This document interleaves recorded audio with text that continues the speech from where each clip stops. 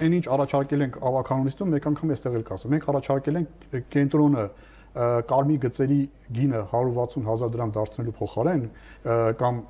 մի քանի անգամ թանկացնելու փոխարեն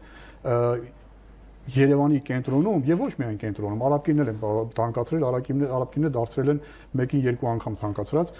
կարմիր կապույտ կետագծերի մասին է խոսքը, պետք է Երևան քաղաքում կառուցվեին նոր, հիմա էլ պետք է կառուցվեն նոր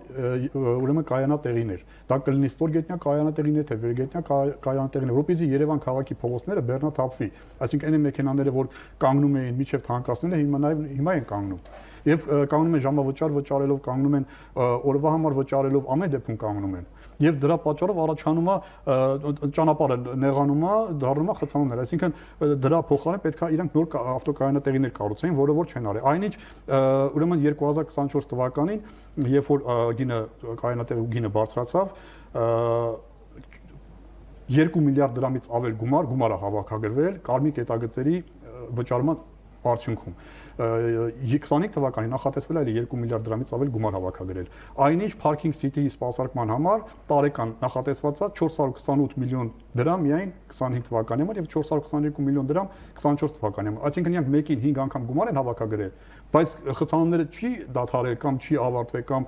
մնում է նույն ձևով մի բան էլ ավելացել է։ Այնինչ իրանք այդ գումարը կարային ուղղեին,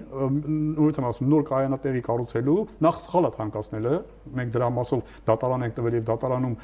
ճանաչել են, որ այդ որոշումը ոչ իրավաչափ է, 10 դատավոր, 2 անգամ 24 թվականի համար 5 դատավորը եւ 25 թվականի համար 5 դատավորը որոշել են, որ այդ որոշումը ոչ օրինաչափ է։ Հիմա այդ իրանք էլ, այսինքն մեկին 5 գումար է թանկացել, եթե ծախսը 428 միլիոն է, իրանք հավաքագրում են 2 միլիարդից ավել։ Այդ հավաքած գումարն էլ ոչ նպատակային են օգտագործում, որ կարելի է խնդիրը